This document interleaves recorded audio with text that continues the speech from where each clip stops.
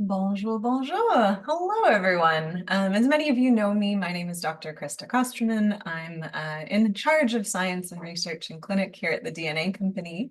And I have the incredible privilege this evening of having a conversation with our very own Bryce Wylde, who is a co-founder at the company, who heads up both our innovation and pharmacology at the company. And we have the delight today of talking about health span versus lifespan versus all those fun, funky things that we do to ensure that we're living our best years.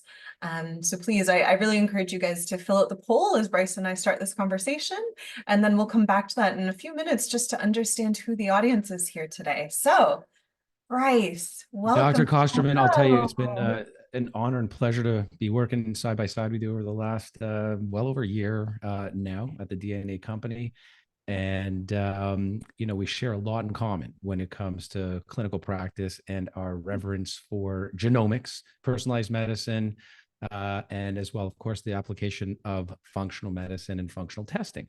And it's a pleasure to be talking to you today about HealthSpan and our group. My question, if you don't mind, I'm going to be cheeky here and actually lead this off by asking you, Love it. what is it that you do on a daily basis for health span? Yeah. And WellSpan. So just for the audience's awareness, this is Nikita. There's also Sage in the background. We have some celebrity co-hosts this evening.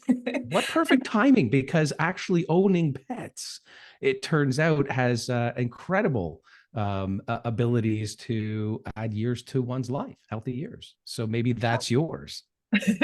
Um, well, let's be honest. I am subservient to them. I serve them. Maybe I serve their health span. I don't know. They're always serving mine, but cats rule the roost. Yeah. So, but when I think to what do I do in regards to supporting my health, I think for me at least, my diet has been number one that I've dove into, right? And I really say that to the end of, I remember getting my genomic results back, and to an extent, they explained a few things as to why I wasn't feeling well, and I adjusted my diet, in particular around gluten. So for those that don't know, I'm celiac, and there was a long period where I was denying this reality. I was kind of hoping I was more gluten sensitive.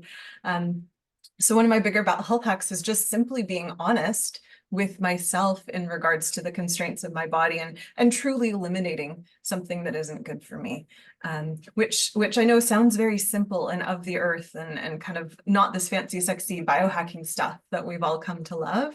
But for me, at least, in regards to the quality of my life and to all the parameters on every ounce of blood work and every other measurement I take in order to gauge how is my health coming along, it bar none. So supporting my diet properly, according to my genes, according to the messaging from my body, has been my biggest biohack and biggest commitment too, right? Because living without gluten in a world where croissant is my religion is difficult.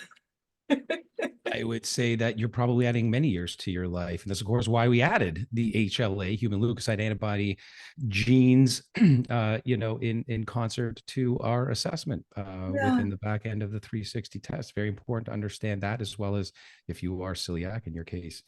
I think it's a lot more in some cases about what you avoid than necessarily what you put in. Of course, stress being one of those things, toxins in the environment, than it is sometimes what you put in. Yeah. And I'll I tell have uh, I had my first part of my practice. I had a large Italian population, and telling Italians, you can't have wheat. I was ostracized as the devil, but having a piece of paper, right? It eliminates, to an extent, an elimination diet and a few other things. So it was helpful. What no about wheat. What do you mean no wheat? I I have a was lot. I was tossed out with a flurry of hands a few times. Well, I'll tell you, I'm there with you. It's hard to even choose, but if I were to sort of suggest one of the things I've come to learn, a large part of what I know you and I both really appreciate and hold in very high regard is the idea that we got to go back to basics when it comes to longevity and what we've learned from centenarians, people that live in these pockets around the world. Good evidence and science to show, it's not just where they live or just what they eat or just what they do. It's a combination of these common denominators, and biohacking has a lot to do with it, but these people are really often on the bleeding edge and not yet quite proven through. But centenarians, people live beyond 100 and well, and we'll get to the whole concept of true definition of health span, I'm sure, in a moment, but they've done this for millennia, and they share this through their societies and their Yeah. communities. And one thing I've learned from them, particularly if I were to sort of call out one group, it would be the Japanese and what they refer to as ikigai, uh, Hmm. living with purpose, but more than that, what they revere in incredibly high regard, which is these tight social connections. So one thing that we know is that our brain processes social disconnection. So we don't have friends and family that are close in the same way as it does threat of physical harm. So Yeah. when you perceive that a relationship with somebody else, whether it's somebody in your community, somebody close to you, is under threat, the brain, our frontal cortex actually responds by activating its alarm system that suggests we're in trouble. The amygdala, fight or flight's engaged. Which sets off, of course, this whole, motion of, neurophysiological processes. Anyways, the opposite's true, which is improving our social connections, improves our neuronal connections. And this is very protective against this whole range of conditions like heart disease and cancer and most notably dementia. So anyways, these days I have a very strong ikigai, and I'm always investing as much as I possibly can into my social connections to add what I I think is years to my life. I love that. And I think welcome to the New Year, New You crowd, because I think we started that initial New Year initiative with this exact thing in mind, in the sense of when you are seeking health, in particular, when you're seeking change, the best way to achieve this, in particular, research backs this up, the Japanese, the blue zones, all of this community is that which will get you there, because there's this sense of accountability and this sense that we're wired that way, right? It's Absolutely. yeah. So understanding what health span is, and of course, why it's crucial to focus on living this longer time period of life in good health or optimal health, rather than just increasing lifespan. It's, of course, topic of this evening. You've got some points to bring up, but I thought I'd sort of just, as I see it, define, and then people can bring in their viewpoints, of course, what health span actually is. The way I look at this is that health seekers, people that have a problem they want a solution to, is Mhm. sort of generally one category of individual, and often those that seek out help from the medical system, whereas wellness seekers want to go from good to better, or Mhm. maybe even from good to optimal. And then there's the biohacker community, right? These people want to live to 150 and maybe even beyond. Yeah. But lifespan, that's the length of time that you'll spend on this earth, regardless of how healthy you'll be. And we all want to live longer. Yeah. We want to age slower. We want Hmm. to live as healthy a life as possible, but that's known as health span, your longest life spent in optimal health, no matter where you fit in that spectrum. Adding healthy years to your lifespan is the idea, and that's what's key. So, Yeah. you want to, sort of open up the invitation to folks to not only share their definition, what they're doing, answer our polls. Let's make this interactive, right? Yeah, and I wonder actually on that to that end, I wonder if the powers that be, the voice of God, if you could release results of our poll, because I think it'd be very interesting for us to know who's in the audience today. So our first question speaks to, how much money are you spending on health supplements, which is a key part, I think in particular within the biohacking community. And a majority of people here, about 60%, are spending $25 to $200 a month. So a lot of people that are seeking to optimize health and their supplement regime. Um, uh, I guess we'll have to look at some of the short answer from the people, or sorry, from the powers that be. The next question we have here, it's a would you rather, and this really gets to, I think, Bryce, exactly what you just said, right? Are people looking to live super long, have a long health span, or more just a better health span? And our audience, 75% are on board with you in the sense that they would rather live to 100 in optimal health than older than that. Or, and more importantly, and I think this is interesting, not willing to change anything, right? I thought that's a very interesting question. People who kind of live in a way that they're like, yeah, if it's shorter, that's okay. I'm going to just do it on my own terms, right? Which that's a choice, and there's nothing wrong with that, right? You support the life you want to live. Adding life to years, not just years to life. I think that's the whole thing. Number one shocks me a little bit. You know, how much people think they're spending. If you really include, you know, all the powders and the injectables and everything people are trying to, technologies and so forth that people are, you know, doing to try to add healthy years to their lives. I think I would love to hear from folks tonight about how they know.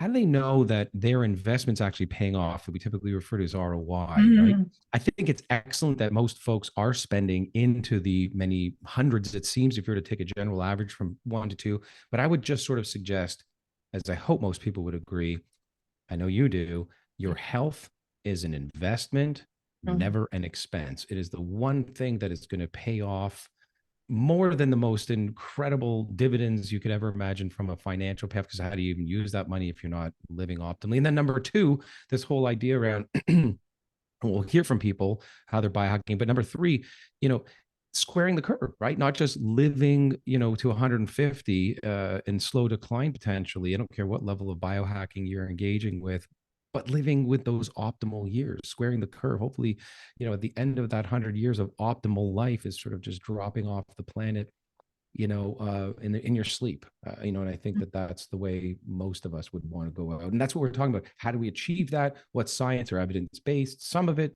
some people have heard before, maybe with a twist.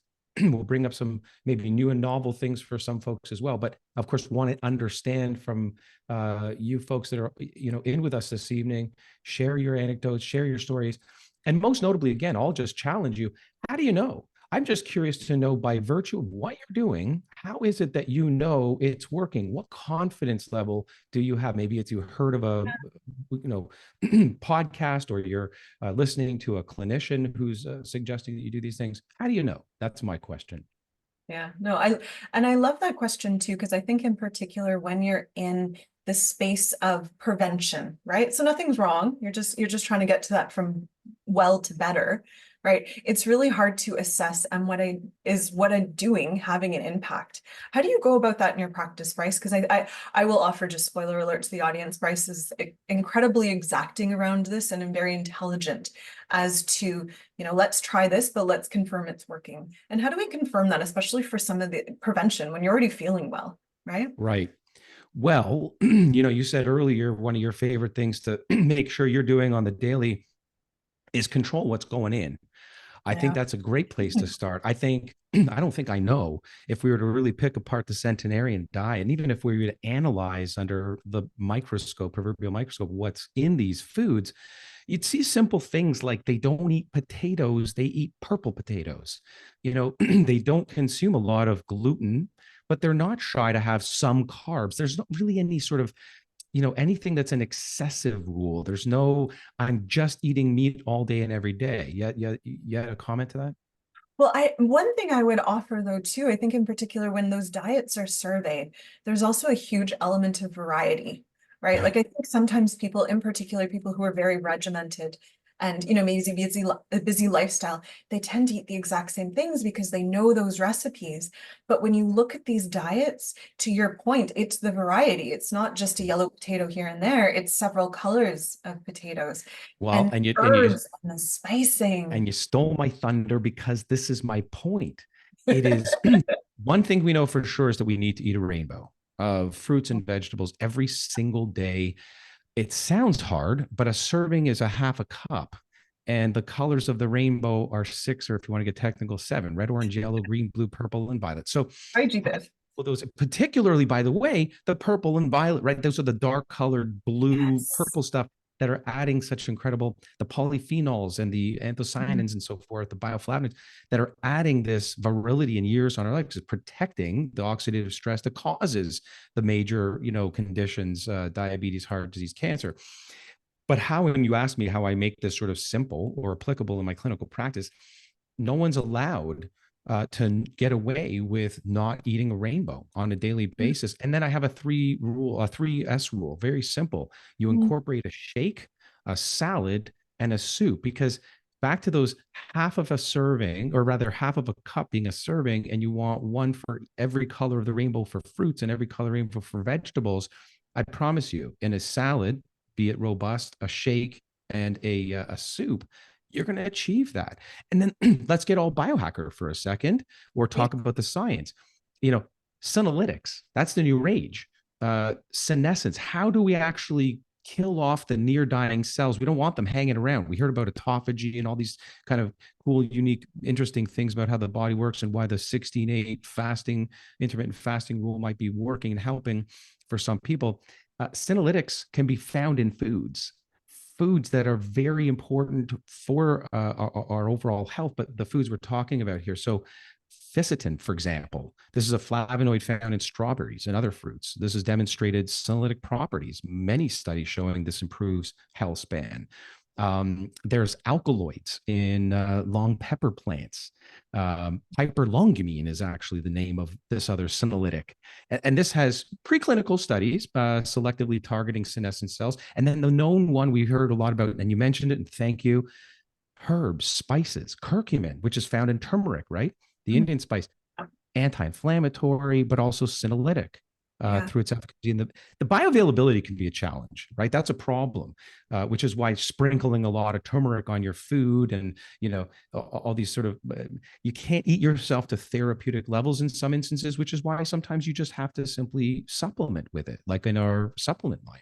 But I think it's very interesting. And again, it's not to reduce everything just to diet. I think there's instances where like a supplement of curcumin or whatever it might be is applicable. But I love that when we look at blue zone diets, right? A lot of this has been intuitively hacked over the years. So for example, you look at the Southeast Asian cuisine where there's so much turmeric, they've partnered it with coconut milk or other fats, and they partnered it with black pepper. So intuitively, that cuisine made that more bioavailable. And again, in the biohacking space, this is where you want to sit. It's the, not everything be a supplement, but where do you pull it out from your food? Yes, no question. And the whole idea again of not necessarily always being able to eat yourself into therapeutic ranges, meaning sometimes you can leverage what exists in foods into a supplement form in order to achieve a clinical or therapeutic outcome. And once again, how do you know? I love some Dr. Varden saying you can't hack if you don't track. You don't know your numbers. So sometimes when we're optimizing, for example, at the DNA company, we find somebody's hormonally estrogen dominant, downstream estrotoxic. What we want to do is potentially intervene and give them diindolylmethane, which is an extract of cruciferous plants, which the centenarians eat a lot of. This is kale, cabbage, broccoli, cauliflower, and all these different things, Brussels sprouts. My son used to call me at 5 years old, and he knew I was shopping. He'd say, "Dad, don't forget the Brussels sprouts." And anyway, who the heck say it tastes like underarms smell, but it's good for us and it helps to manage that hormonal estrogen dominant estrogen toxicity. But you can't eat yourself. You'd have to eat 15 bowls of this stuff every day, right? And then no one wants to be around you. No one wants to eat that much, so we take it in supplement form. But you're right, it extends beyond diet. Do we dare to get you were going to either say something or we were going to go into some additional longevity and health span science? Yeah, well, I'm going to make a quick comment or a compliment of your parenting and offer this to any of the parents in the audience. And then maybe we jump into more of some of that fun stuff. I love that your son requested that because it shows that A, children can love vegetables, and B, it is 100% a byproduct of the parents, right? Anytime, I don't have a lot of kids in my practice or a lot of children in my practice, but anytime a parent comes to me and says, how do I get my child to eat vegetables? The answer 100% of the time is, are you eating vegetables yourself? Their answer is no. The moment the parent shifts that, the child jumps into it. So congratulations to you and your children. And for those with young kids out there, eat your veg and your children will live longer. They'll increase their health span. Get them to start early. Absolutely, called auditing your fridge. And your kids should know, if you've got children at home at an early age, when you're out of purple, or you're getting low on yellow. They don't have to necessarily know much more than that. They add yellow to the grocery list. You bring them shopping, and as you're going shopping, you're like, you know what? I don't care if it's yellow peppers or yellow squash or bananas. You choose the yellow that you like and you fill your rainbow. And they do. They're the first ones. And that's how you increase like the diversity amongst your food, right? Bring your child to the store and have them point at something. They're going to pick something funky and weird looking, and it's going to be new, and everyone as a family gets to learn around that. Yeah. Right. And I truly believe, without actually, just dropping into the next sort of silo or bucket of generalities around adding health span. So without, exiting the nutrition topic too quickly, I would say my feeling, and science supports this, that adding years to our life within the span within diet extends well beyond micronutrients. I think we have to focus on micronutrient dense foods and, kick out all the stuff we've heard forever, the bad fats, the bad seed oils, the refined carbohydrates, sugar cakes, all this stuff. Got to kick it out. But there's this conversation around fiber we're missing, Mm. and yes, it's found in fruits and vegetables, but soluble fiber, because I think the biggest, this conversation on probiotics, which has to be had, and hopefully we'll have a little bit of it, because microbiome optimized equals health span equals good, healthy years on your life. But soluble fiber, these things have to eat, and they like certain food, and their favorite is the right type of soluble fiber. So anyways, in fruits and vegetables, we find soluble fiber. It's not just about the colors. It's about the stuff that the good bacteria in your microbiome like to eat. Yeah. Can't And forget that. I love that we're kind of coming into a renaissance when it comes to fiber and delineating the different types, right? For a long time, we knew different types of fat. And I think we used to think that all fibers were the same, but there's a big difference between kind of the fruit and veg soluble fibers and then some more of the insoluble fibers that you're finding in your nuts and your seeds and your grains. And, we're really linking a lot of that to cardiovascular benefit, right? Really digging into where's the delineation of where we're gaining benefit from our food. Right. Yeah. And getting hormones and methylation and detox under very tight control is one of the best ways you can add healthy years to your life. Optimize health span. We know this. Most people are now starting to catch on to that. And what Yeah. we know about is this brain gut connection. And that's kind of what we're talking about. But, and here's the coolest but, now we're learning about brain, gut, oral health, heart. All of these are hyper connected. Some of it's through sort of this like vagus nerve that people hear a lot about when there's a leaky gut, or there's a gut that's not intact and things are crossing over due to microbiome imbalances. That's a problem. But where there's leaky gut, there's leaky brain. Where this is upset, that's upset, vice versa. There's more connections that go from your heart to your brain than your brain to your heart. That says something right there within the anatomy of the nervous system. So, satisfying all of these systems, the systems approach is how we're ultimately going to add really healthy years to our lives, not just years. Yeah. Yeah. Yeah. And it really speaks to in good and in great ways, in the sense of, if you're looking to optimize your health, one small change in one space will have impact in not just where you think it's going to have impact, but across the whole body. Right. Which I Yeah. think is really, really powerful to know that the ROI, right? I always talk about lazy medicine. How can I do the least to get the most? Right. Right. And I think it's so neat that because everything is so connected, right?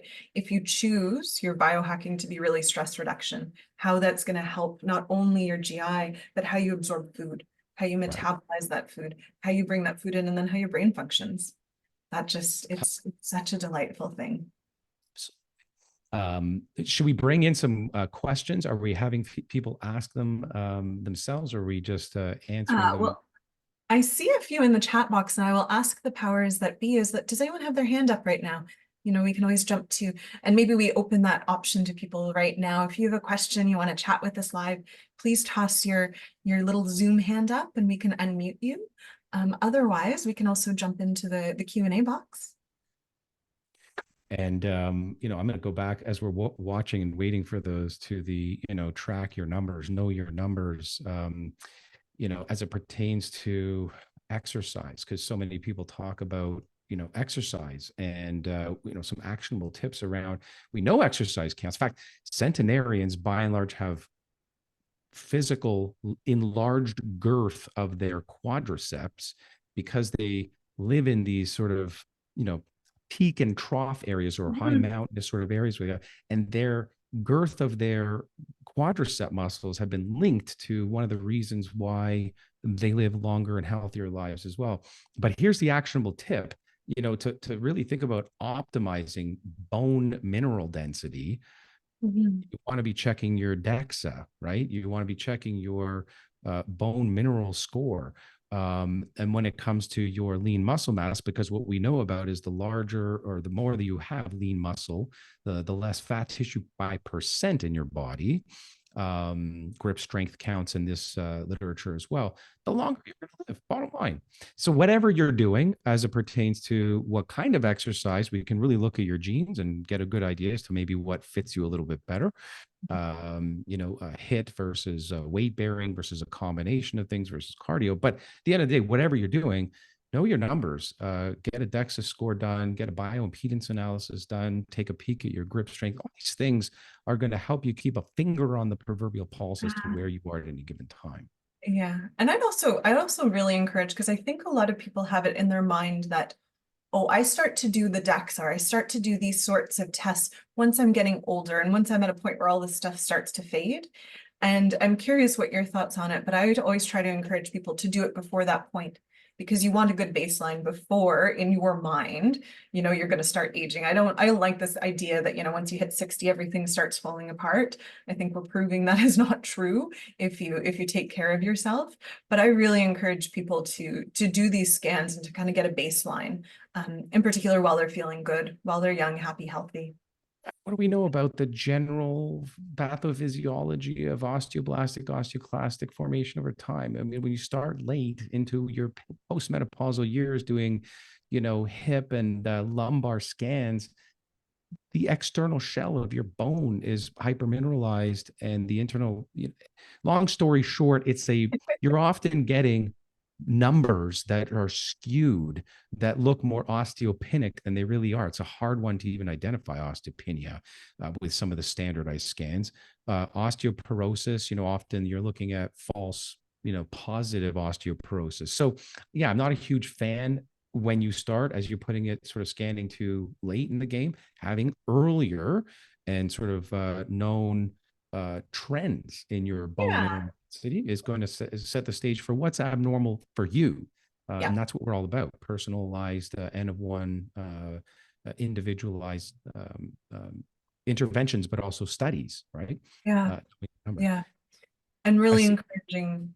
Oh, go ahead.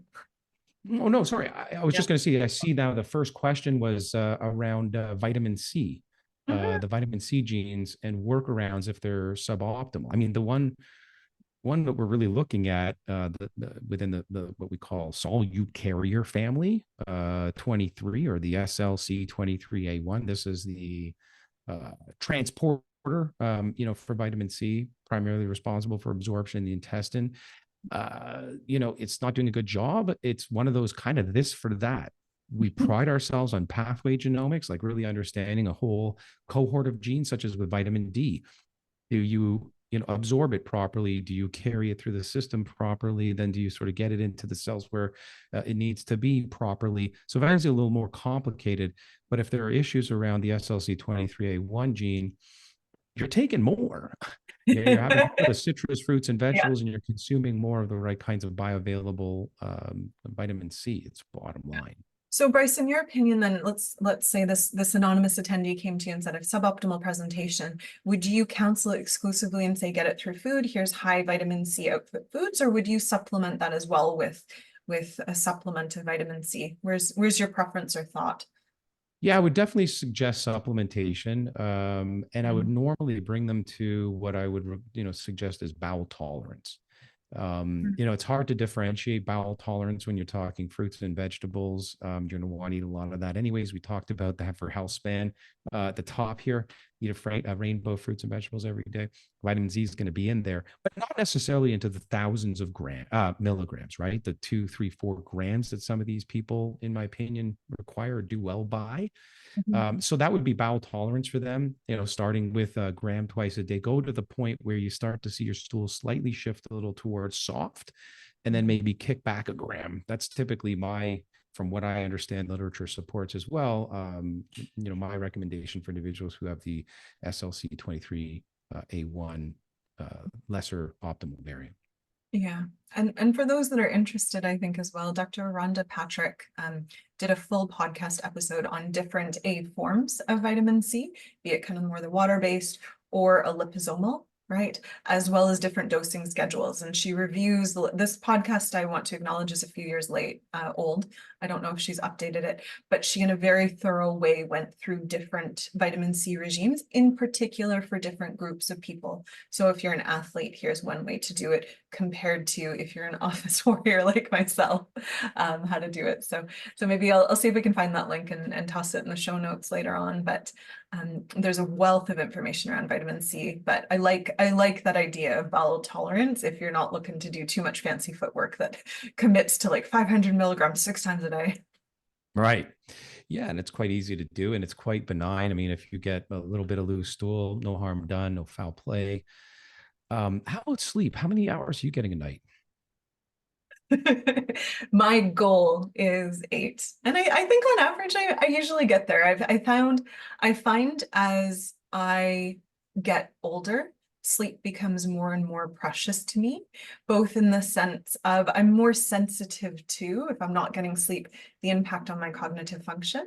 And then separate to that, I think there's, a whole host of research that speaks to sleep is the key to longevity. Sleep is the key to good mental wellness. Sleep is the key to just everything.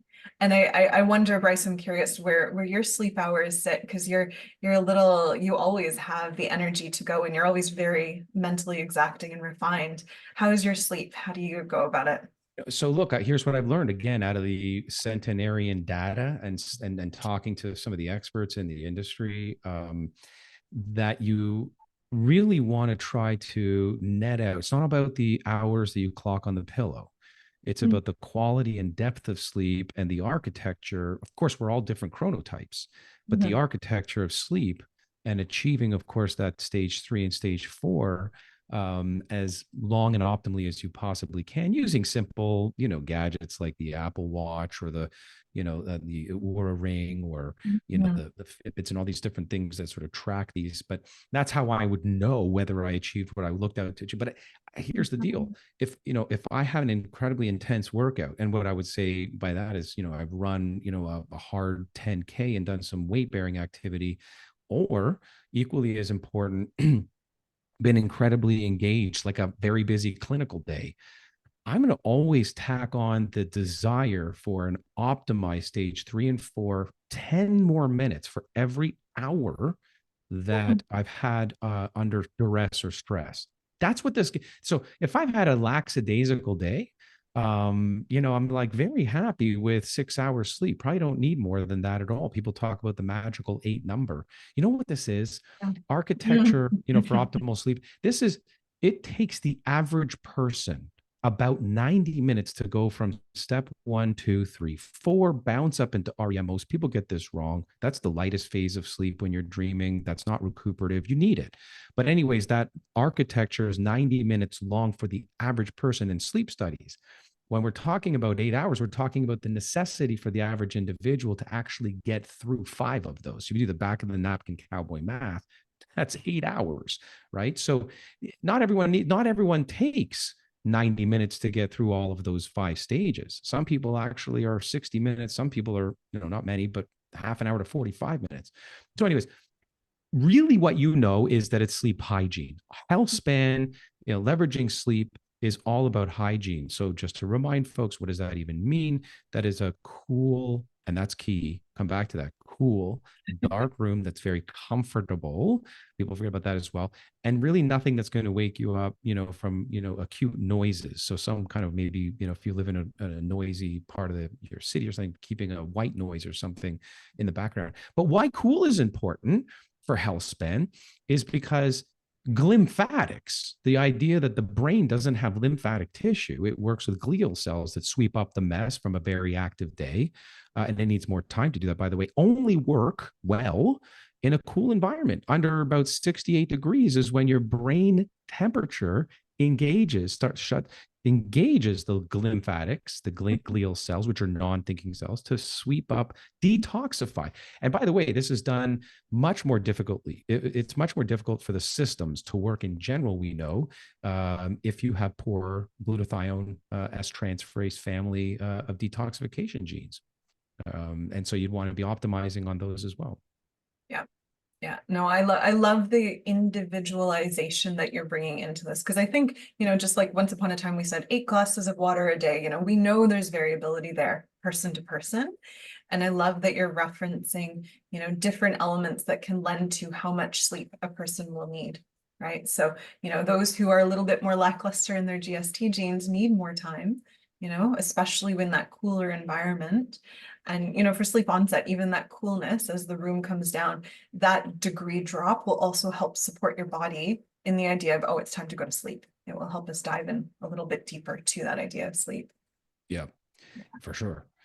So Mary's asking, can you please talk about what the FOX gene, the forkhead box03 gene, can do, especially to counteract other genetic risks like ApoE44 or any 4 variant 9p21? Actually, Mary, sorry to be sort of like to niggle around with semantics. It's the opposite. So the FOXO3 gene is really the kind of fun gene to know about. Some of these other genetic, predictors of longevity, they're kind of nice to know. There's numerous genes that science shows sort of predicts the average length, and they're largely taken, from those centenarian populations.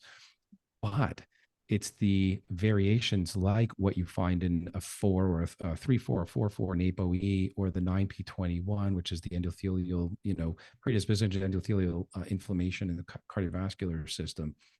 Those are the ones you want when you have them, to manage, mitigate, in order to add healthy years to your life. And they are. And that's the great news. This is the best news of all. You can't change those genes, but you can manage your genetic destiny. You can change the day you die by knowing you've got these genes and then doing what you need to do about them. And we can talk about that right now.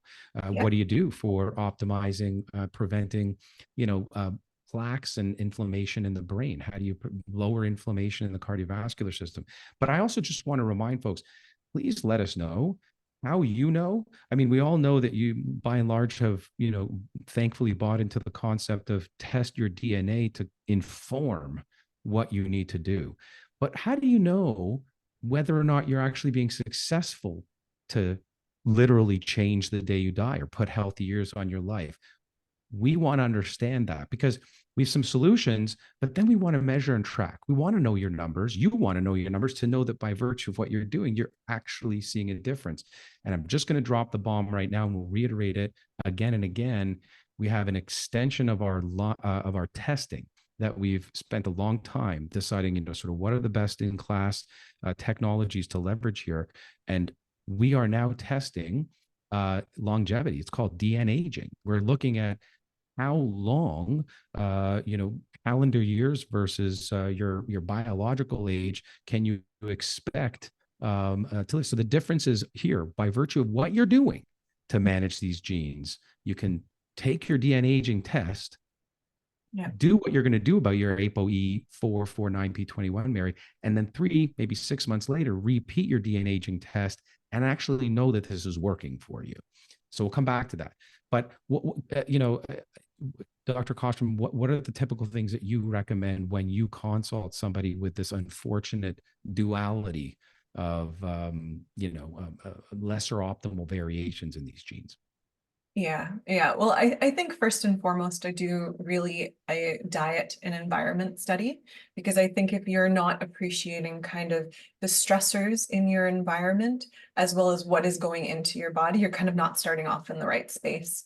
Assuming all those are measured for, right? If I'm speaking with a female in particular, really assessing their hormone profile, really assessing where they sit, the ease and the comfort within they sit in their cycle. Because often, in particular for menstruating women, if anything's off there, that's reflective of another stress that we're just not aware of. So really looking at for females in particular, but looking at hormones and really just feeling across the entire person and their health profile and what they're doing as to where can we meaningfully change things, right? So looking at, especially if we're looking at genetic risks like ApoE in a double form, we're really being mindful of dementia, Alzheimer's, right? So looking at sugar levels is really important. Looking at omega fats is really important. Looking at stress is incredibly important. I think we forget that in the sense of, we stress ourselves about being healthy all the time, forgetting that stress by itself isn't always a good thing. But then also looking at more of the let me know I'm saying this right, hormetic stresses. So the good stresses, so the saunas and the exercises and the things that really challenge the body and enable a lot of those good growth hormones and brain hormones and all the fun things that further the cause of health. Bryce, what's your favorite hormetic stress? So close. Oh, and I love that you brought that up, and I love all this excellent advice. It's grounded, it's evidence-based. I just want to mention that whether it's a 3-4 or 4-4, this is not, an inevitable destiny that you will develop either, cardiovascular lipid consequence, or for that matter, cognitive decline or Alzheimer's. It's just increasing percentage-wise, retroactively or re-engineered or reverse engineered, if you will, out of the populations. Good studies, but nonetheless, it's not a death sentence. It's a warning flag, and it is manageable, and that's what this is all about.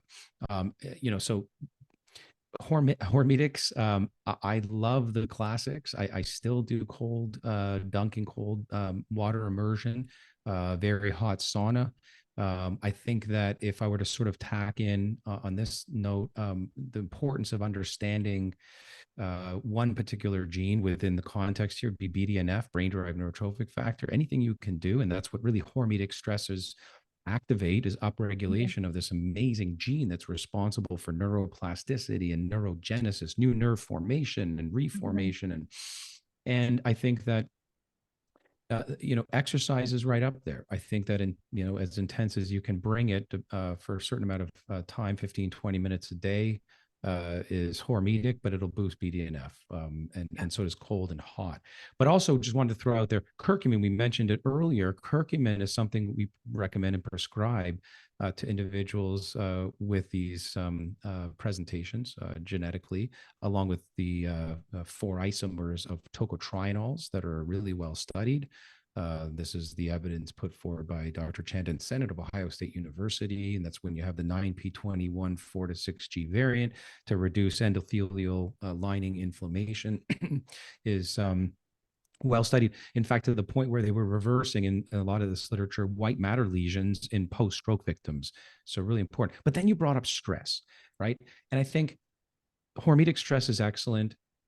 And that's the Goldilocks formula. Too little is not going to do much. Too much might kill you, but that's sort of perfect in the middle stress. But if I could, I would just spend a moment on this, because optimizing heart rate variability is wonderful. And again, we have wearables for this. And when you're in that optimized zone, we know that your heart's talking to your brain saying everything's going to be okay. We know about box breathing. We know about, reducing that sympathetic dominant state, maybe even vagal tone. You and I are familiar with the technologies now available that you can stimulate your vagus. And these are all wonderful. Yeah. But I'll just say this, that there's this strong belief that something, this is what I call the rule of expectation, that something will, happen in the future. And if we consider that thing as negative, and how we define that expectation is also, modifiable. Your brain has one fundamental flaw built around the notion of expectations. You can take advantage of this to make vast improvements in health span. And believe it or not, and this is how it goes, your brain doesn't know the difference between reality and fiction, doesn't have a clue. Lucidly, reliving one of the happiest or scariest moments in your life will actually recreate those emotions of pleasure, fear, anxiety, anticipation, not as intensely, obviously, even, whether you're in that moment or not. So the point I'm trying to make is, your brain can't effectively tell the difference between something you're thinking about and something that's actually happening or has happened or will happen, right? In this time continuum. But here's what's really certain. Here's what science has shown us. We tend to get what we expect. So if we simply hope, right, in the future, and that's, we live in the moment, but if we hope about something, we invite opportunity for poor outcomes and failure, essentially, by leaving fate to chance. And most of us are too aware of our shortcomings. We're driven by past experiences. The old coach syndrome plays on this. We'll get into that. But the idea is that we often convince ourselves that we're doomed, or that we're going to fail, or fate is in charge because of a certain outcome that's happened in the past. It's sure to happen again. It's statistically the law of big numbers that most people don't understand. But and this is, again, fallacy. If we learn to remodel these expectations into ideal outcomes in our brain, first requires acknowledging them, right? You have to first understand what in the next 24 hours you're predicting will happen negatively, and then rethink those expectations. So rethinking future outcomes as improvements of current expectations. This evokes neuroplasticity. This is upregulating BDNF by the power of thought. This will add health span. This is mitigator of stress by acknowledging the next 24 hours in your day. You have the power to prune neural connections that essentially house these negative expectations and rewire them into new and improved futures. And it's really simple. And I'm going to end with this. There's 3 columns you put on a piece of paper. It's preconceived notions, right? It's kind of like you're the editor of a movie, right? You put in the 3, in your next 24 hours, here's what I preconceive are my stressors, right? Here's my edit, that's the center column. And here's the most powerful column. Here's the outcome. Leave that for later. You fill out this, like, you wouldn't believe how many preconceived notions we have for stress. And stress is the number one silent killer of all. It takes away years of our life. And I'm glad we kind of talked about this for a second. So that first column, what are we stressed about? The second column, what can we do? Because we're all resourceful people to manage those stressors. Then the next day, you're more likely to do those things. Then come back to this list and actually write down the outcomes as they happened. And I promise you, here's what I promise: 6, 7, 8 times out of 10, what's going to have happened in your day is the new expectation. So that's going to be the outcome. That's going to galvanize, create that neuroplasticity and galvanize, and then, almost cheat your brain into believing that you're you're in charge of that 24-hour time frame. So anyways, that's my take on stress. I love what you've just kind of offered to us right here. Something very tangible, right? A piece of paper, 3 columns, but separate to that, I find it absolutely fascinating that simply our thought processes and deciding to hone the power and the way we go about thinking will shift our life. I adore that, because it's just such this, like, you're effectively priming your brain to find ways to your optimal outcome, right? Bingo. Yeah, because, like, I guess if the thought is, I don't want to see a purple elephant tomorrow, the moment you think that, right, you're always going to be looking for purple elephants, and eventually you're going to see that purple elephant. Whereas, to your point, if you're like, I don't want to see a purple elephant, but let me modify that thought, and I just want to see an elephant, you're just looking for all the elephants. You're no longer focused on what you're scared of. I don't know why purple elephant came through, but well, it's the first thing that comes to mind. That's fine. Yeah, preconceived notions, particularly, and we're just set this way, where our default mode network is set to the sympathetic dominance, not parasympathetic, which is rest and digest. So preconceived notions of failure, defeat, fear, these need constant attention, so that, of course, the negative expectations are better managed. You can edit your future. It's like, I call it neuroplastic housekeeping. But here's the deal. Keeping your brain active, we talk about this all the time, for adding health span and lifespan, with mental exercises, puzzles, reading, learning new skills. This is how you engage BDNF and upregulate neuroplasticity. So continuous cognitive engagement. This is one way to cognitively engage, is just anticipate or reconceive your next 24 hours. Don't go out to next week or next month. That won't make a difference. But certainly stop thinking too much about what's past and focus on the next 24 hours. I think that's really the actionable takeaway. And again, this is from the big book of Centenarian, health span extension. So that's where that's all from. I love that. And I think too, it's kind of just like a cleansing exercise to reduce stress from the day. How do you reflect on, and like, how do you just clean it out of yourself so that you're not going to bed and it's not occupying your mind as you're going to sleep or something like that. No, I love this for in so many different ways. Yeah. Yeah. C60. Are you taking that? Nancy's asking. I have. Yeah. Are you familiar with that product? Should I give a quick description of Yeah, it? give it. Yeah, no, I mean, as an antioxidant, and anti-inflammatory. But yeah, give the backstory. Yeah. And so you hold me honest, and I know Dr. Varden's in the chat and she's a huge fan of this. So feel free to offer comments as well, Dr. Varden. But C60 is a carbon isomer, and it's shown as an incredibly potent antioxidant. And so it's been studied and demonstrated really to reduce, I guess, for effect, oxidative load within the body. And then by reducing that, there's many different outcomes, right? Oxidative stress will impact everyone differently. We see that a lot through genes, right? There's always different susceptibilities within people. And so I do take it, especially when I'm kind of coming up against stress, and when I know that I'm not going to be able to take care of myself, or at least reduce the stress in the way that I want. So that's something I keep in my personal toolbox of when I know life is going to get stressful. And I really encourage people. I think we like to live in this world where we think we're never going to get stressed, or we're never going to go through periods of stress, but it's inevitable. We're always going to go through something stressful. Bryce, do you have kind of like a stress toolbox, in the sense of, you're going into a month, you're going to be super busy, you're going to be traveling, you're not going to be able to tend your health in the way that you want to. Do you have like a stress wellness toolbox of things that you keep ready to support your body and yourself through that period of stress?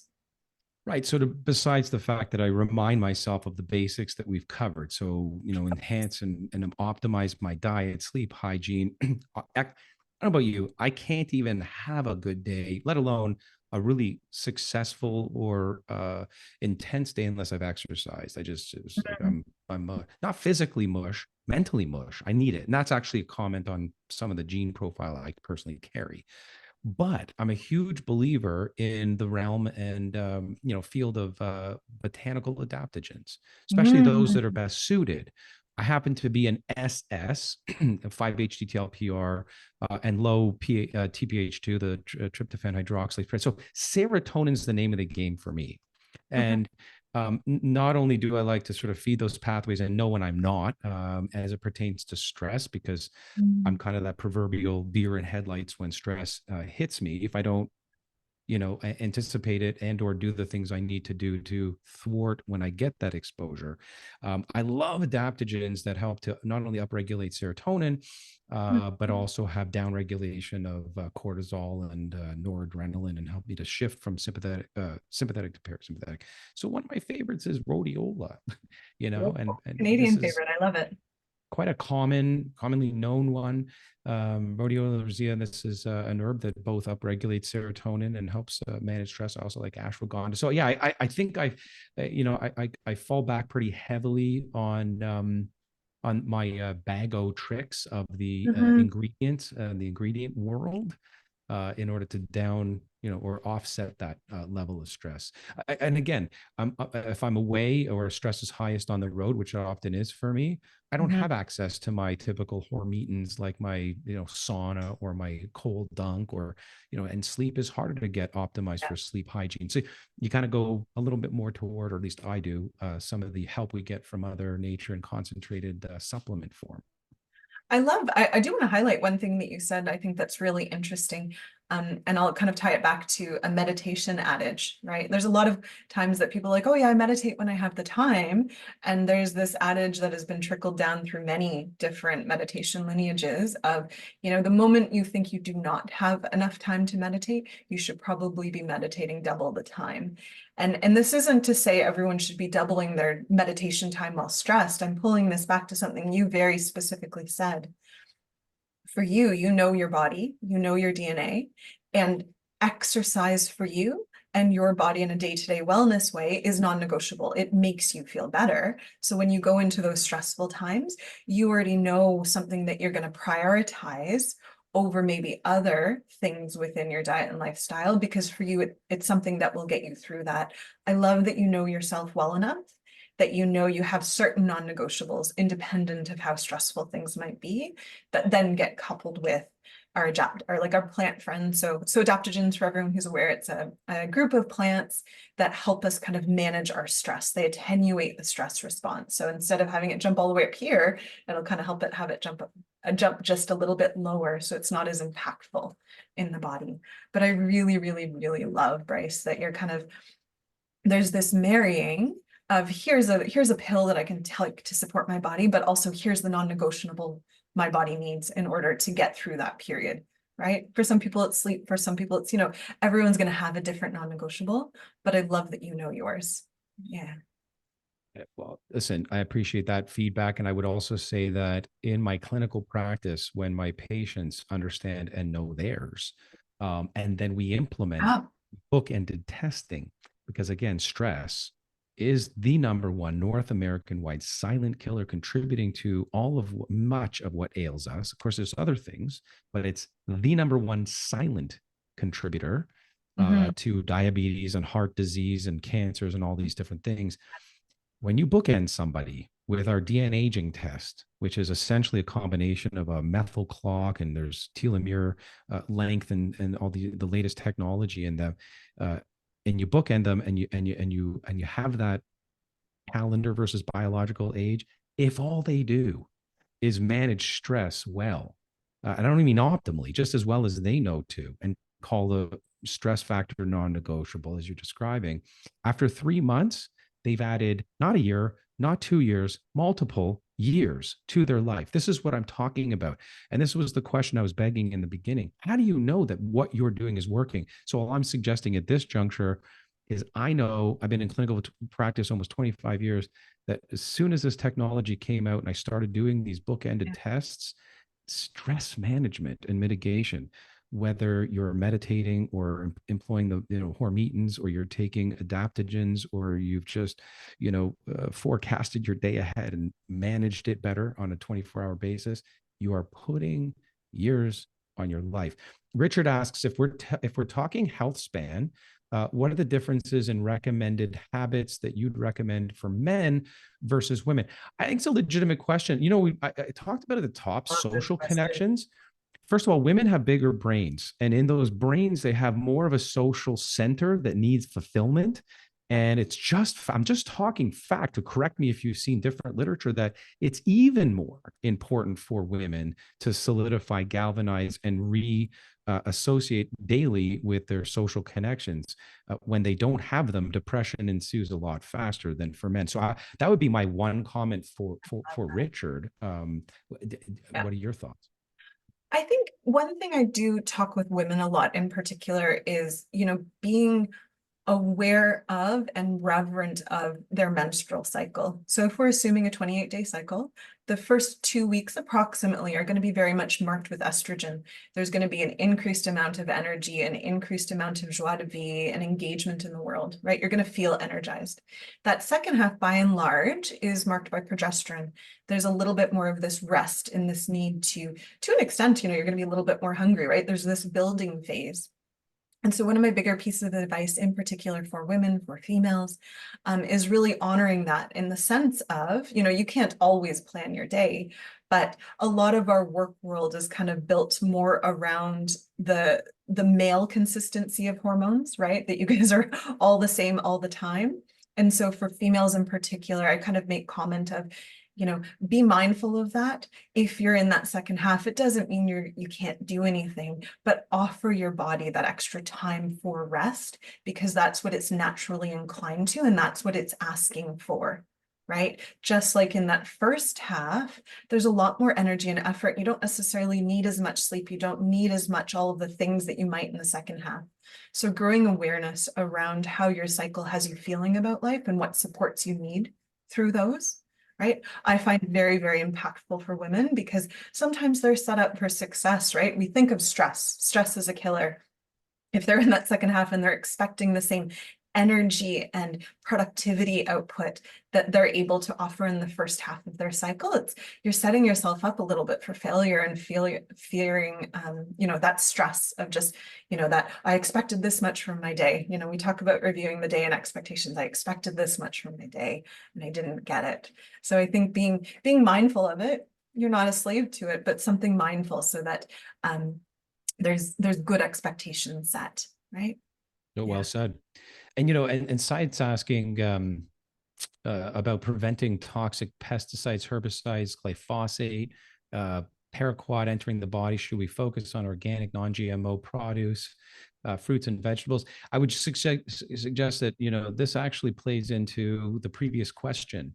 As you brought up hormones, I also think that women perhaps need to be as, maybe more, let's call it, depending on your genes, attuned to environmental toxins, particularly those that are xenobiotic or xenoestrogenic, meaning they play off on, the hormonal cascade, in particular if somebody's already estrogen dominant, estrogen toxic, and they're not paying attention to, let's face it, women just generally apply more to their bodies. So there is an environmental working group subsidiary called, if you just Google cosmetic database, you can stick in. So one thing women can do versus men in this context, men equally, we have products too that we put on our bodies, obviously, but check these check this cosmetic database, particularly for your, applied product, and whether or not there's xenoestrogen, hormonally imbalancing, immunologically imbalancing, even carcinogenic stuff that you're putting on your body. But so to Side's point, I think I would say, to prevent all of these things, the focus does have to extend into organic versus non-GMO produce. The same group, environmental working group, puts the annual dirty dozen versus clean 15 out. But just understand something: these lists are short. The dirty dozen are the higher sprayed, pesticide laden, not GMO based products, and then the clean 15, but there's hundreds in between of variations, right? So just learn the long list, I guess, is what I'm saying, not just the short, the dirty dozen, because it extends. But I agree. I don't know what your thoughts are. I think that sometimes, as we kind of alluded to early on, this challenge of health span is more about what we avoid than what we put in. Meaning avoiding, pesticide laden food, and avoiding toxins in the environment, avoiding stress. I think this is just important. One thing I would offer too, I think, whenever I recommend, in particular for people with poor GST or genomic profiles in particular that are more sensitive to some of these herbicides, pesticides, et cetera, in the environment, they'll come back to me with the comment of like, oh, even if it's labeled organic, it's been sitting on a truck, it's been this, it's been that, it's been tested, and it's pretty dirty anyway. And so I think there's an element of, being very mindful of where your food comes from. But one thing I do suggest, and this kind of meets several different ends, so allow me to elaborate. I always suggest people keep a small hobby garden. And here's the why of that, right? Most people aren't going to be able to create a garden that sustains themselves, right? Because we're busy and we're not farmers, unless there's farmers in the chat. And if so, hello, and thank you for your service to the vegetable heads here. But I love the idea of keeping a garden for several different reasons, right? Number one, Shinrin Yuku, right? When we talk about bathing in nature, this is a way you can bathe in nature, getting your hands dirty in the soil, watching a growth process. The stress reduction benefits simply from gardening are incredible, but then also to be able to watch the life cycle of your food, right? To be able to watch that growth, that by itself, I find for many people in particular who tend to get lost in very busy days and corporate jobs, that process is very helpful. And then lastly, for the biome, right? We talk so often about the biome. What are ways that we can support it? We always talk about food, and it's a good way, but simply getting your hands dirty, breathing in some of that soil, there is benefit to that. right? As well as that ability to know, here's how that food was produced, here's how that herb was grown, that it is not inundated with X, Y, and Z pesticides. So it's not really a solution to this question that Saeed's asking of how do we eliminate this, but I think it connects us better with our food. It offers stress reduction, and it really supports the various biomes. Skin biome, we forget that one, we're all thinking gut, but then also from a lung and gut perspective, that really, really supports it there, and it connects us again to the ground. There's so much benefit to a small garden. While it may not sustain you, it's such a beautiful thing to be doing for yourself, for your stress, and the food you're taking in. That food will be nutrient dense, right? You're quite literally picking it and then munching it down. Yeah. Yeah. And how do you know? So again, I'm going to challenge everyone's thought process here is, if we know that the microbiome is so important and we understand that that translates into, when it's happy, our brain's happy, our heart's healthy, and we know that translates into health span and longevity. How do we know? Know your numbers test. We have launched a gut 360 test. It is a microbiome analysis. I encourage folks, if they're so inclined, and again, this translates to putting years, healthy years on your life by optimizing it, first understand what's going on. The only way to know is to actually provide a stool sample, send it into a lab, see what's growing, what's not growing. This is the point. Sometimes, so What's not very important. Yeah. there are some specific strains and species that are available on the market that we also use in our supplement line extension that have been proven to, by taking these good bacteria, add healthy years or confer health. Let's just leave it at confer health. Once you confer health, you may see additional years on your life. But here's what we know. We know there is no such thing as the best probiotic. All there are studied and evidence-based bacteria that are commensal, meaning they're supposed to be there and or have been studied to confer health benefit. To know, though, whether you're growing enough of a certain strain or species, or to know whether you would do well from introducing a particular strain and species, is to first see what's growing, what's growing on down there. And by that, you provide a stool sample. And then you do something about it. That is to say, you introduce the good bacteria. That it's all about real estate. It's all about what, and then you introduce that stuff and then you retest. And that's how you know. You know, yeah. I was gonna say, before we move on, I see that we have a hand going up in the audience. So any other, before we unmute Mary, any other thoughts around poop? Because this audience, I'm sure, loves us talking about poop. It's what gets us to our healthy days, right? The third phase of detox that we find so important. Any other thoughts around poop before we talk to Marianne? Oh, I'll take that. Oh, me?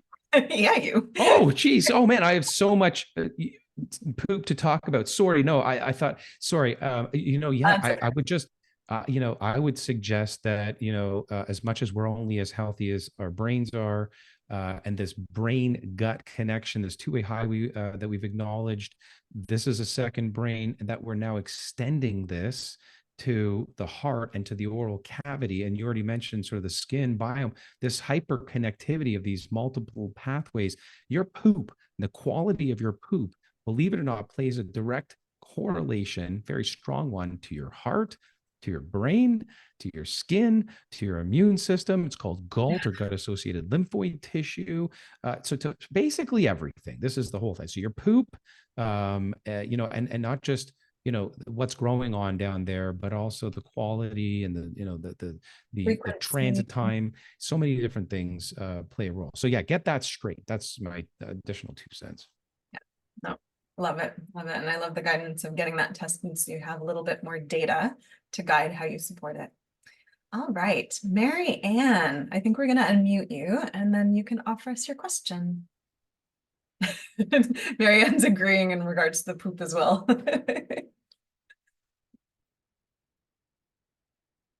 Hi, Marianne. It looks like you've got your hand up. Are you able to unmute?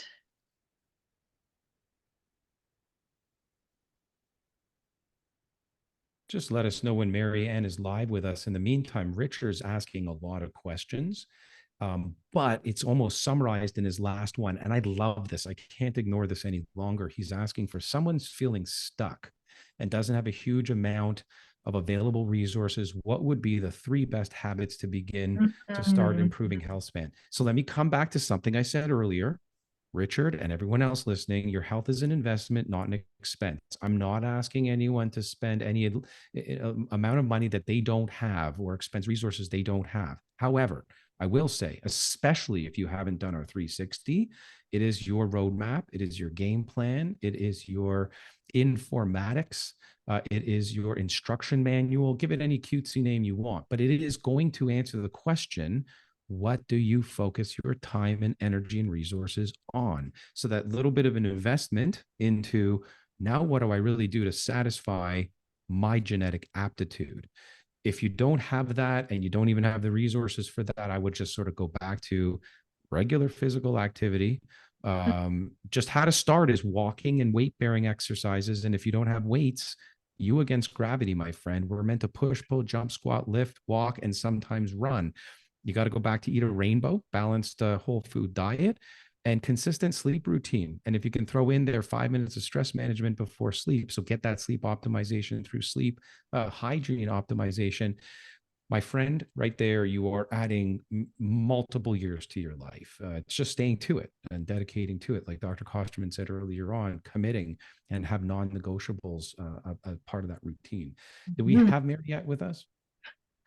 No, I saw her. Unfortunately, I think the hand went down or there was an issue with the mic. I'm not sure what it was. Yeah, Okay. we think it must have been an error, but if there is a change of heart or change of mind, feel free to put your hand back up. Yeah, anyone's welcome to share their thoughts and verbally, and we'll bring you in so that you're live with us, or if you're not so inclined, just continue to keep typing away in the Q&A section. Yvonne's asking, how do different time zones affect health span, and what can shift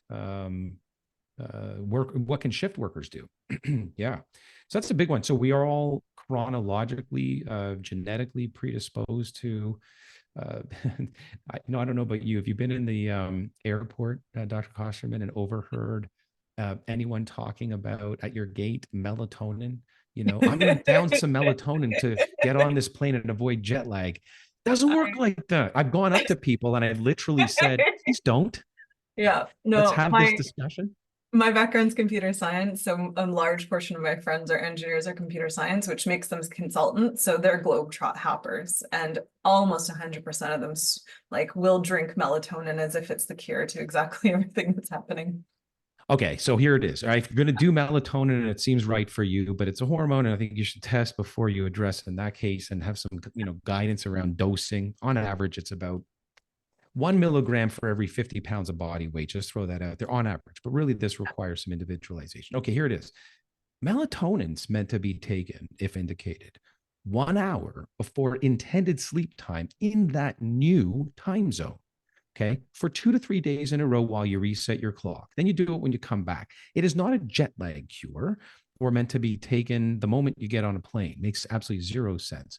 Anyways, having said that, these chronotypes that we are all, some of us sort of even on 25 hour a day time schedules, believe it or not, require different things. We do a sleep analysis at the DNA company. We look at what these are, and this does not just stop with the chronotype. We look at your detox abilities, your potentiation for appetite, brain, gut, snacking genes. We look at methylation. We look at all kinds of hormones, and all these things speak largely to what type of individual you are, and sort of not only how you sleep. The executive function plays a huge role, but how we can improve that depth of sleep. Because again, sleep hygiene, not the hours you clock on the pillow, the quality and depth of sleep that you achieve every night is crucial to add years to your life. So unfortunately, and this is my summary of the science, unfortunately, shift workers are taking years off their life if they can't help it, because that's their income. I'm not saying stop working. I'm saying now you need to know about all those other things you do have control over, right? Yeah. And, get that right and get that optimized. Yeah. Yeah, no, I I love that. And I think there's a humanization that not everyone has the option, right? There's, everyone from the cleaners up to the doctors. There's a lot of people that we require in our world to make it work that need to be shift workers. And so I think to that end, it's really, if you can't adjust for that, it's, you know, understanding your own sleep cues. How do you optimize that in light of your schedule, however variable, and then optimizing other areas that you truly do have control over. Yeah, yeah, because I think, yeah, I think the chronotype is always such an interesting conversation to me, right? Because a lot of people come and say like, oh, I'm genetically, because of my clock gene, I'm genetically a night owl, or I'm genetically a morning person. And there's a lot of research that really speaks to, well, that may be a preference per se. Any person can be a night owl or a morning, what's the morning equivalent? I'm a night owl, so I have preference, but the early bird that catches the worm, right? But there's a lot of power there. I think this is a beautiful example of how you're not destined to be your genes. There's choice based on how you live. Right. And I think the one thing they'll typically kind of suffer or struggle through with is energy. That is to say, the night worker, night shift worker, and we study this as well, understanding and appreciating how mitochondria are working in your body, the little organelles that, of course, manufacture for you the equivalent of energy, the currency of energy, ATP. So a lot of times with these individuals with challenges around sleep, or sleeping during the day and energy at night, because it's just, we're not set up. I don't care what chronotype you are, it's just unnatural, unfortunately. There's a very few exceptions to that rule, but methods to increase and sustain energy, it often needs supplemental help and an understanding of how the mitochondria already work. So there is some mitochondrial support. We offer an incredible formula that does that. And how we formulated this is non-stimulation energy support. So most of the energy stuff that you see out there is literally just stimulants. That's fake energy. That's just revving up your heart. By the way, you do that and you're taking years off your life on top of the lack of sleep or fatigue. The adrenal burnout is how we kind of refer to these individuals. So here's what we recommend: that you work to double down on the mitochondria. So you invest in your mitochondria, you help them, because what they do is they do their job, and just like cells, they die off. And you want to enhance that. It's called mitophagy. So you want to enhance mitophagy, the time at which they end up at their peak, and rather than keeping them around too long, just sort of help them move them out. So part of our supplement theory is that we're helping that. We're protecting the young ones and the vibrant ones. We use ubiquinol for this.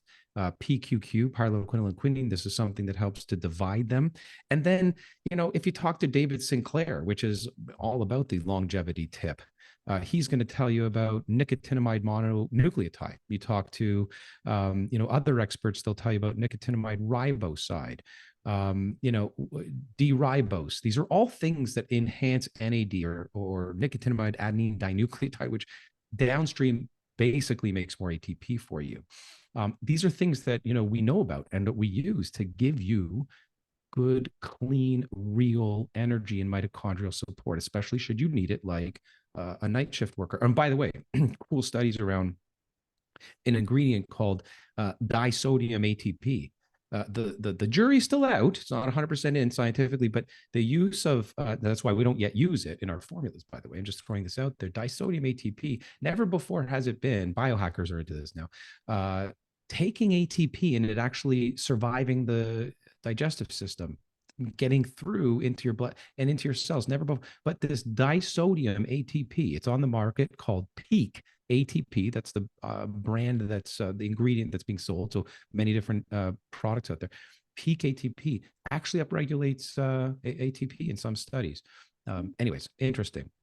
It'll be, yeah, Bryce is in charge of pharmacology and a huge author behind our new line of Black Label, the core supplements that we have, including the mitochondrial optimizer.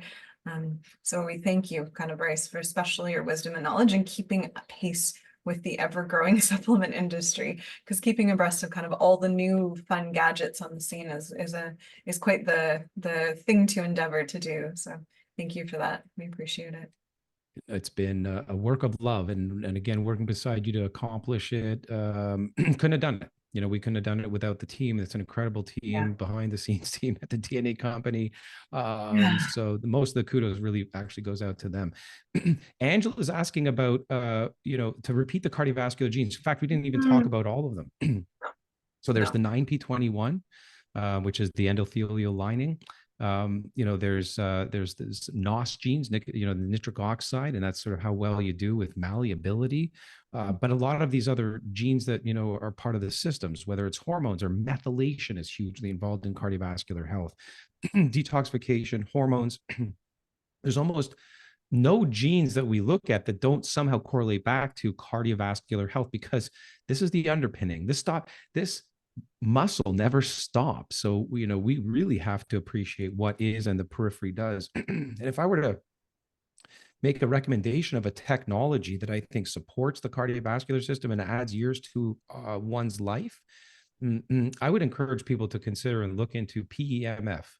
A little bit more toward the biohacking community, but pulsed electromagnetic frequency.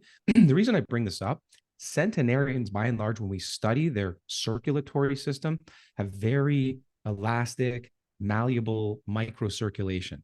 So we're often thinking, when we think cardiovascular system, we think heart, we think of the big aorta, the big arteries that feed from the aorta.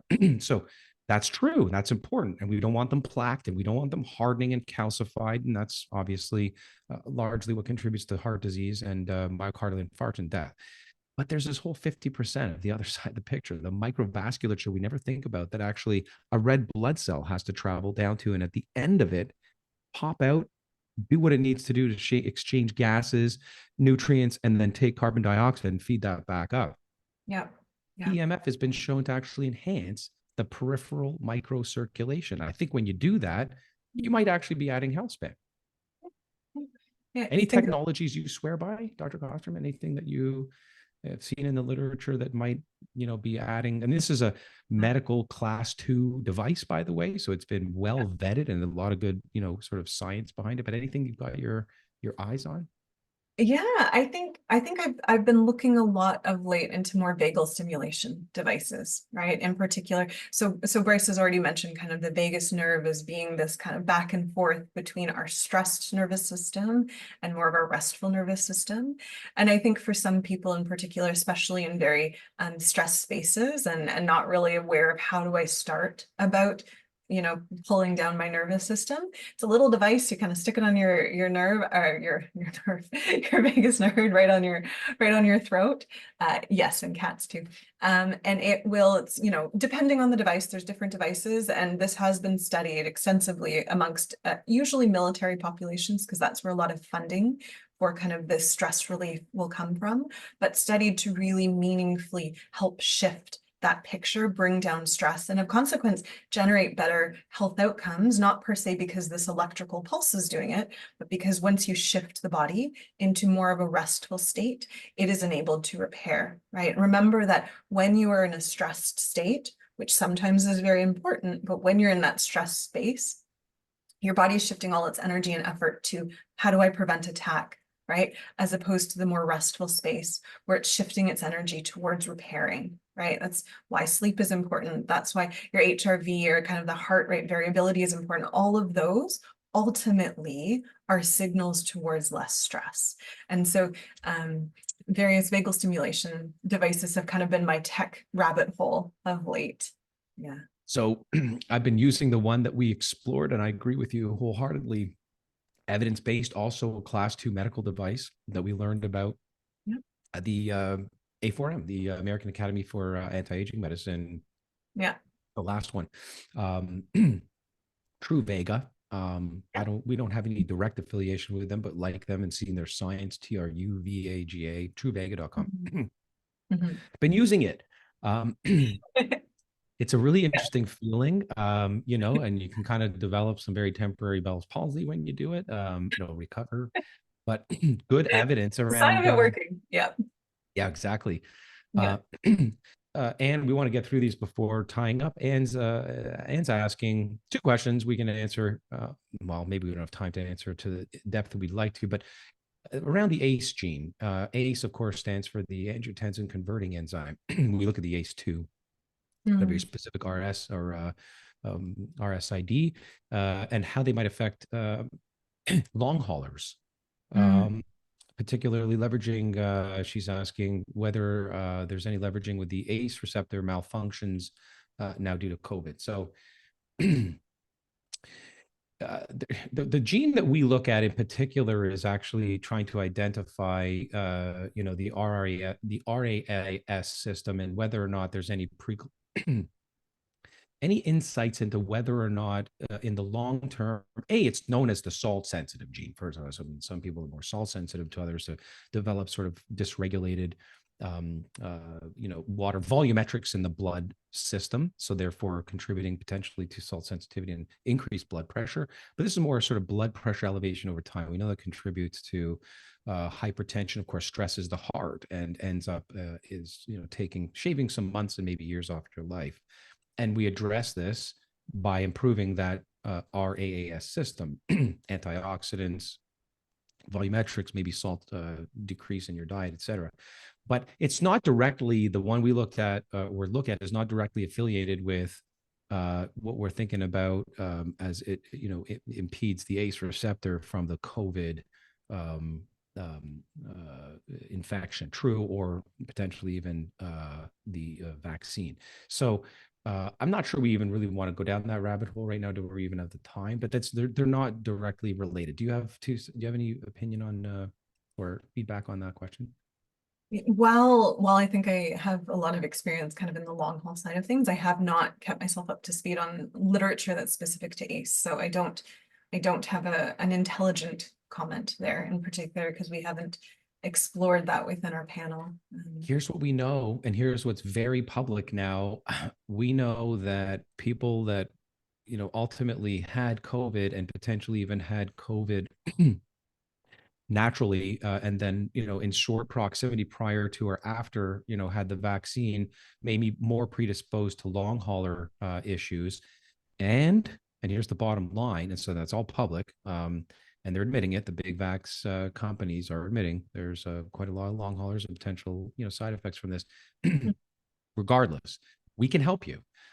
We have clinicians on board that we can service individuals who suspect they've got long hauler. What we know is that these individuals, by and large, have methylation defects. By and large, they have issues with their detox pathways and their inflammatory, generally, genes that preclude or predispose to inflammation. And we can help. That's it. Bottom line, we can help. Cynthia's asked the last question here of the day, which is any opinion around hydrogen water? Do you? I like it. I think there's some merit. I'll say, it's an interesting thing. I think there are some products out there developed better than others. It's a new concept. Yeah, I think my opinion, like, there's a lot of interesting research coming out of Japan, in part because a lot of systems that support this come out of Japan. And so I always kind of bring it back to, again, ROI. If you have all the monies in the world, absolutely jump down that rabbit hole. But if you're trying to optimize where you're putting energy, effort, money, I think clean water, paramount, right? Looking up within your municipality, water testing, what your water looks like, and supporting that, very, very important. But do you need to go that extra mile to kind of increasing the hydrogen within the water?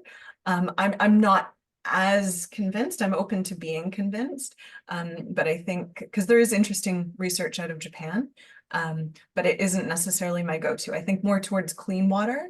And then I kind of move on to what else can we do to support? Where else can we use this? I don't know. Yeah.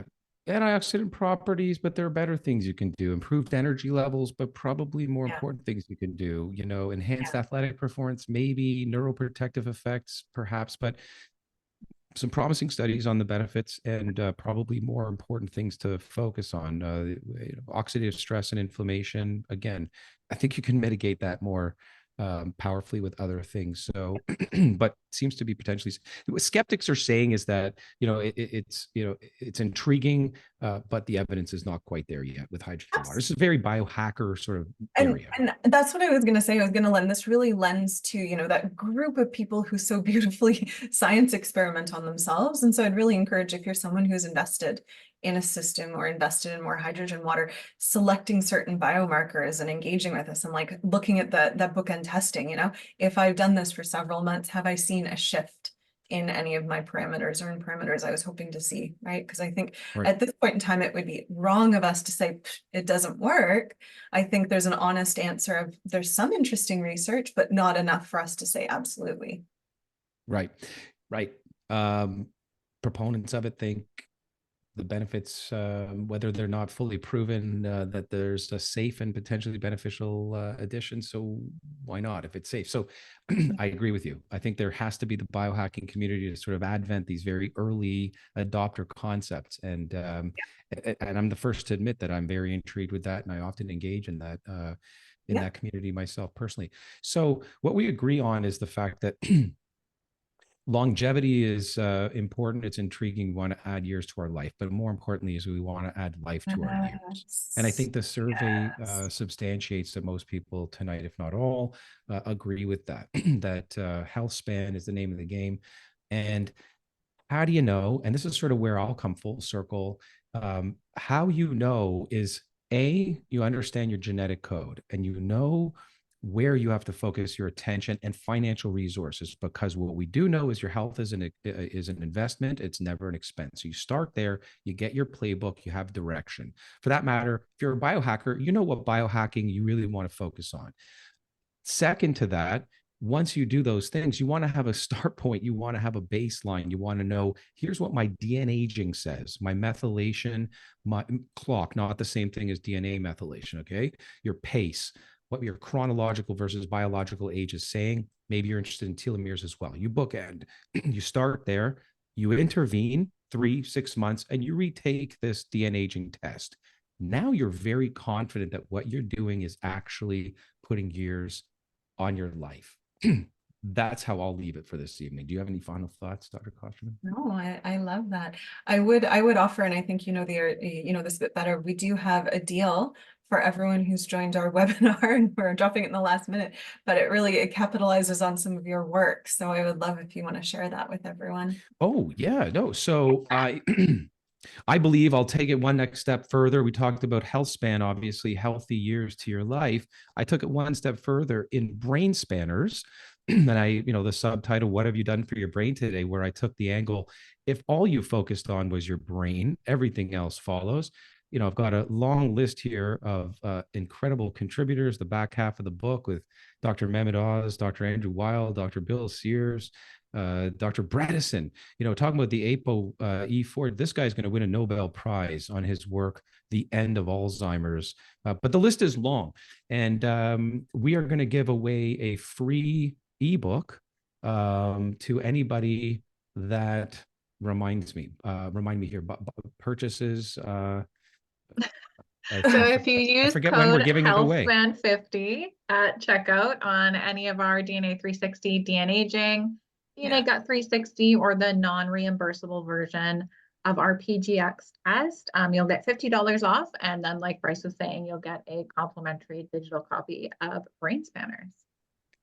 I have to say, didn't mean to put you on the spot there, Bryce. I should acknowledge we're both not great with these sorts of details. So thanks, Voice of God. We appreciate it.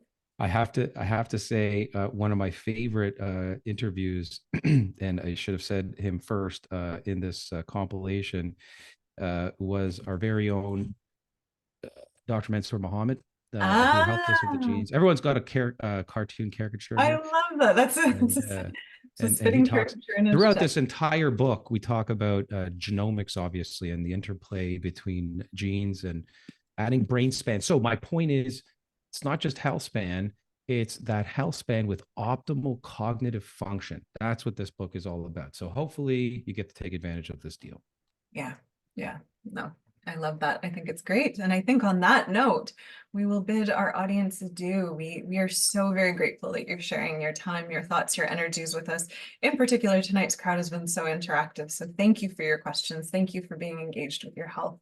We hope that you leave with something. And in particular, we also hope you're motivated to take a very personalized approach to not your lifespan, but your health span. So on behalf of Bryce and I, thank you so very much for joining, and we look forward to seeing you in other webinars.